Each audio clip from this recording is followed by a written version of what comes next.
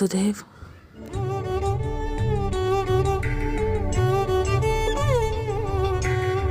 വാസു.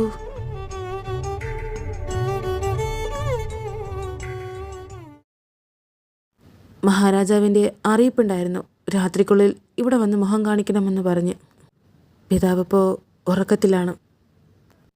മഹാരാജാവ് എഴുന്നേൽക്കുമ്പോൾ ഞാൻ വന്നിരുന്നു എന്ന് പറയണം. അദ്ദേഹത്തോട് നാം നാളെ വന്ന് മുഖം കാണിക്കാമെന്ന് കുമാരൻ പറയണം.